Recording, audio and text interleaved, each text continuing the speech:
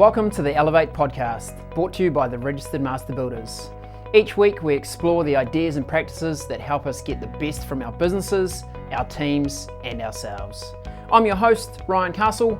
We talk to experts, advocates and business owners in the construction industry to share their knowledge, insights and experiences to help you build a better business and enjoy a better life. Now let the business building begin.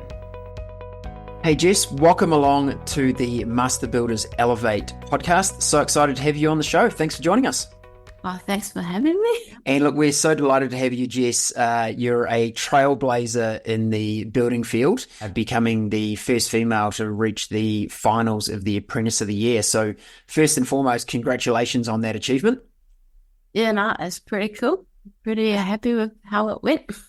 Yeah, amazing. So look, keen to dig into a bit of your journey and how you've become involved in building and this journey through to being in Apprentice of the Year. Can you take us right back? When was your first thought about maybe entering the construction trade? I never thought about it during high school, but then after school I was taking a gap year and I was working for, well, not working, but I was just helping my dad out with bits and bobs, and he's in the handyman sort of game.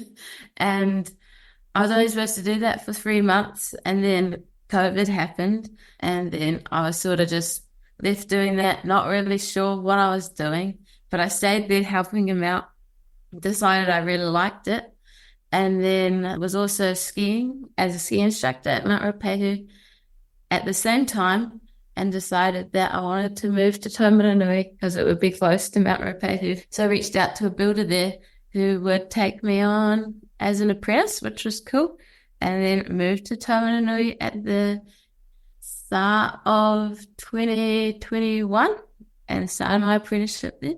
Yeah, okay. So yeah, lockdown was a bit of a compelling event, understand. Yeah. And what was it about being involved in, the handyman construction on the tool, so to speak? What was it that appealed to you? I like the idea mainly of just being able to do things for yourself. Like if you do a trade, then you can control what work you want to do. Well, to a certain extent, you can go out and do this sort of building or that sort of building.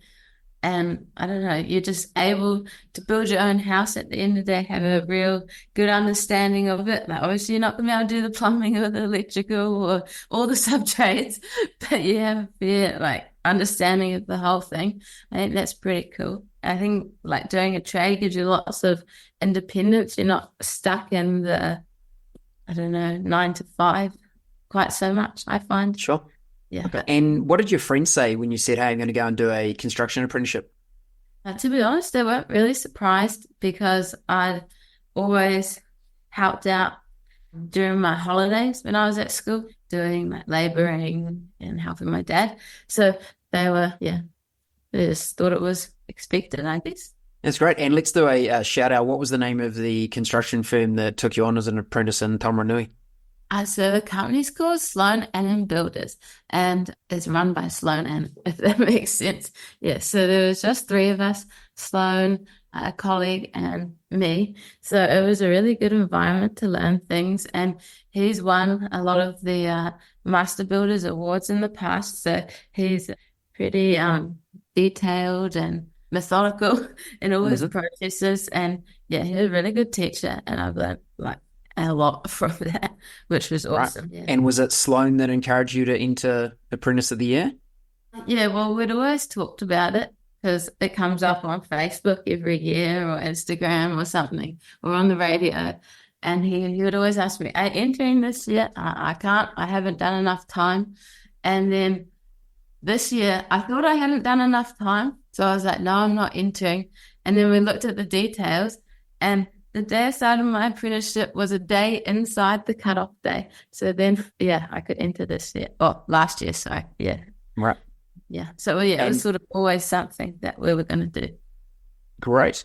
And what was it that appealed to you about being involved? Do you have a competitive spirit? You wanted to do that? Were you thinking about, hey, this is a good way for me to be a bit of a trailblazer for females in our industries? What made you think about entry? Well, I thought it always looked like a cool experience. And Yes, I am a very competitive person, so I thought it would be awesome to see how you stack up against other apprentices, because you're in your company and there's one, well, personally, it was just me as one apprentice.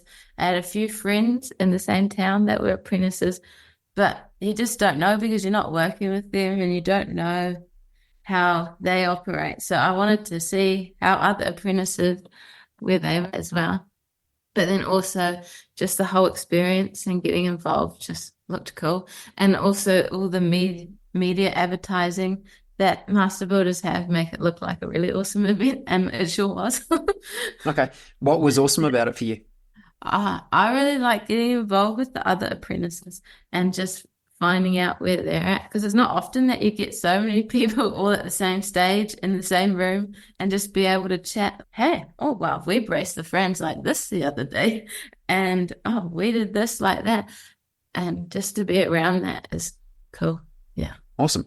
And what was the toughest part of the challenge for you, the competition? I think the toughest part was probably the practical, especially in the regional one. I wasn't expecting to be like, they give you 2 hours, but I wasn't expecting to be under so much time pressure. I put myself under so much time pressure anyway. I just felt quite anxious the whole time. And like, well, I didn't end up finishing my project, but yeah, it's definitely different to work. At work, there is time pressure, but the time pressure is in days or weeks. And you have, yeah, I don't know, you have more time to get it done, whereas it's crammed into 2 hours. Let's just go. But, Awesome. yeah. And how was the support from the other apprentices and the people involved in the competition? You know, we're obviously encouraging more females to enter our industry. How did you feel supported in that environment? Yeah, I felt plenty of support. I think that at the moment, for women, there is so much support out there. So did you show the boys a thing or two? I guess Hey, you made it through to the finals. The whole, woman thing. I just feel like I'm just here to do my job, and at the end of the day, that's it. Yeah. And look, I think that's a great attitude, but it's also to acknowledge that you're a role model, right? So now in the media, other females are looking at entering the industry, see you as an icon. So congratulations for stepping up, even if you maybe didn't realize you were being a trailblazer for more people into the industry. It's fantastic what you've done. So it's achievable. So what advice would you give to other apprentices, regardless of gender, and who might be thinking about entering the competition? I was thinking that definitely take your time on the written submission, because I think at the regional level, it does take up quite a big chunk of your score or how well you do. I don't know. And just spend your time on that, because you're going to be talking about it and referencing it all the time. So make sure you do a quality job on your portfolio that you do about one of your projects you've been working on. And other than that, they said that you're judged all the time. At the regional, I swept up at the end. And then they mentioned that in the interview. So yeah, just the little things like that. You're judged all the time. And make sure you know that written portfolio really well, because like I say, you're referencing it all the time when it comes to interview and further on. Excellent. Don't overthink it, because you've done all the hard work doing the practical stuff. You should be able to just get there and think of it as just another job with a little bit more time pressure. And when you, in your role as a apprentice builder, so not the competition, but on site, is there a particular aspect of a building that you enjoy a lot? I like seeing the progress. Just, I think most people say that the visual progress days are awesome. Like getting the frames up, that's really cool. It happens so quickly. Or you wrap a house, happens so quickly. Or jibbing, or not that we jib all the time, but when you do get into some jib, it's like a lot of visual progress. Yeah. But then other than that, I think when you're faced with a challenge, like how to work out some little details that the architects put in there, I think that's also, it's hard because at the time you're like, how am I going to do this? And then when you get to the end and you've done it, you just, I don't know, you feel happy with yourself. Yes, that looks good. Sure. Yeah. utilizing those problem solving skills and getting it Yeah. and getting it done. And yeah, and I look, totally appreciate the visual progress. It's certainly one of as a weekend warrior, I guess myself on a few building projects is something that I really enjoy because I don't often see that in my core work. The visual progress is so cool, and little building projects, it's really fun. And Jess, I know you're involved in a bunch of different things. You mentioned you're a ski instructor. I understand you do jujitsu and you've done firefighting. How do you balance all these things around your world? I would say it's not a lot of balance. It's just busyness. Yeah, I don't know. I just like to be busy. And do you feel like some of those other activities like the skiing and jujitsu, etc., do you think they complement you as a builder, like with your skills that you can utilize in your building? I think for the strength side of things, they definitely complement it because without being active to a certain extent, I think I would have struggled doing the building physically. But yes and no, they definitely help with the balancing work and then having time to just unwind, if that makes sense. Yeah. Yeah. As a mental health thing, just to have it like consistently show and then you see improvements in yourself over time. So, yeah. Nice. And have you had to put anyone in a chokehold on site? We do sometimes have a little play around, but nothing is too deadly. That's good to hear. Yeah. We don't want anyone picking up the nail gun in response. No. That's cool.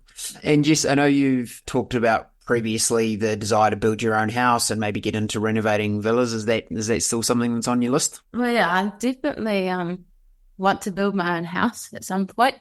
When that is, I'm not too sure, but hopefully soon. And yeah, the renovating a villa thing, that's more of just like a dream project, not something I want to do as a day-to-day. But yeah, I'd love to be able to either build a villa-looking house or renovate one day. But yeah, that's a long way away. Yeah, otherwise I would like to start my own thing. Like we have 5-year, 10-year plans. I don't know, in 5 years or so, I think that would be awesome to be out on my own, doing my own thing. But, establish your own construction business and grow that. Yeah, for sure. I think that's one of the best ways forward in the industry. So, yeah. Yeah, and can you tell us a bit about one of the projects you're working on at the moment? Yeah. We've done a duplex house at the moment, and just finished 4 weeks of bamboo cladding. Put the bamboo product on, and with all hidden fixing. It's a pretty new product that most people only use it for decking. So yeah, that was pretty cool. A big visual progress, I guess you could say.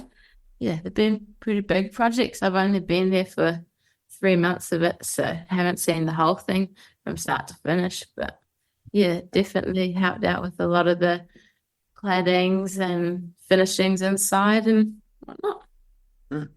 And do you feel like your result in an Apprentice of the Year was something useful for you to talk about as you were seeking a job in Monica that you'd moved to?